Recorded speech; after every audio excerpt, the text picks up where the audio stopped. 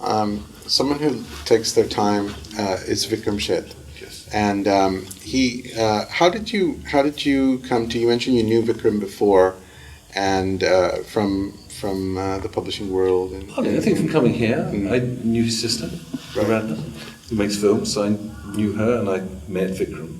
And Vikram was agented by a friend of mine, Giles Godwin, who had a terrible accident and died some years ago. And so, I knew Vikram, was never going to approach him because he was very close to Giles. Giles was a very good agent. Then he was, someone else took over in the agency.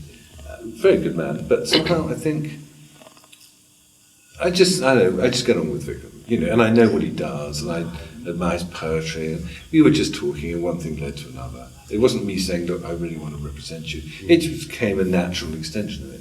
And Vikram was a very remarkable man, I think. I mean, I'm always amazed that his name does not come up enough for the Nobel. I think he is, look at this guy, poetry, extraordinary range of things, golden gaze, and I mean, what a guy, what a talent. I think. Yeah, no two books are alike, right? Yeah, which is so wonderful. I mean, he's writing a sequel now. Yeah, to but even that, I mean, I think we wrote a piece on him in the Global Calcuttan, and what we're interested in is, the first one, Suitable Boy, was about India of the 1950s as seen through the lives of the characters, right, and his experience through them.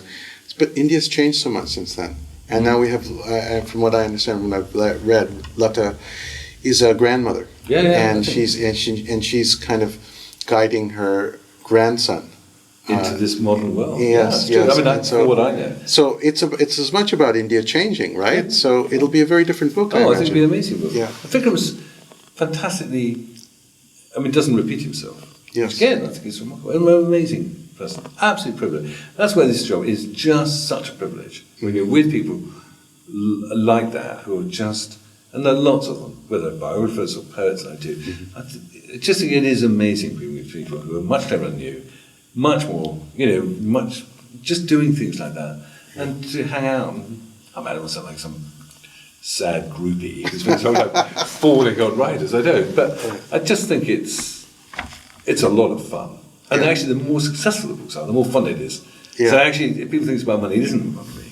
It's just, success is interesting. Yeah.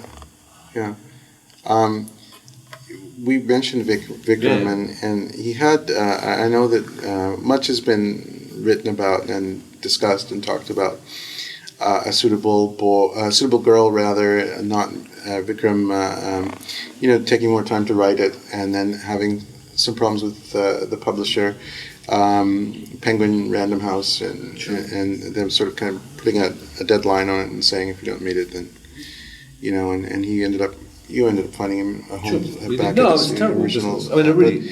What does it say? I mean, about the publishing world. I mean, we have now Penguin and Random House becoming the largest, global publisher, and then kind of taking a hard line with a very famous writer. I think it's extraordinary. I mean, absolutely. I mean, I knew, I think in January last year, that Vikram was not going to deliver the book. So I went straight to Penguin, as anyone would do, and explained to them what's happening, and said they should just talk to him about it all. As one does. I don't do books that are on time, and I do books that are good. And, to do a good book, they're not making cars, they're making books, and making good books is very difficult. So I said to Penguin, you should just go talk to him, and then we'll see how we go. You have a right, there's some substantial sums of money, and publishers do have a right to cancel contracts. But it's very unusual, and especially in this instance. There are a number of complications, I mean, not least Penguin India. And I just saw a very ruthless side of what I hope is not true, but I fear, of a kind of rise of those kinds of conglomerate publishing. I think I urge them, I mean, this is no secret, I urge them to go and talk to Vikram. Go and talk to him. And if you don't, just talk to him about what he's doing. And they wouldn't. And I thought there were a number of issues. They wouldn't. B, the editor involved was not involved in these conversations, which is extraordinary. I mean, I deal with the editors, I didn't deal with managements generally, but he was put to one side. Penguin India, he's their oldest. Yes. Right? Penguin India clearly was not important to the management, which I found shocking and wrong. We had a pretty bruising negotiation. We were very forthright about it, about what we felt about it, and it was tough. But then he has new publishers now. And I think in some ways, I think it's a tragedy, actually. I mean, it's all worked out fine, he has great publishers now, so I'm delighted, but I think it was a very tough few months. I think it showed a side of corporate publishing I don't like or approve of, and I hope it's not a sign of the future. I fear it might be.